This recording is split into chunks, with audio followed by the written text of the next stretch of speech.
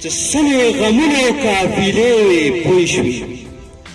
سمې غمونو قافلې وې پوه شوې هر کور نه تللې جنازې وې پوه شوې او کلی مسجد نملوګي شنه ختلو ګردو کې پټې سپارې وې پوه شوې کلی مسجد نملوګي شنه ختلو ګردو کې پټې سپارې وې پوه شوې او په خولې نوم بابا بابا ویلو یتیم وړې وړې سلګې وې پوه شوې او چینار وچه چینار زکه وچ ور باندې اجر ورځ شپې وې پوه شوې د انسانانو غوښې سپو خوړلې زکه غوښ کې زلزلې وې پوه شوې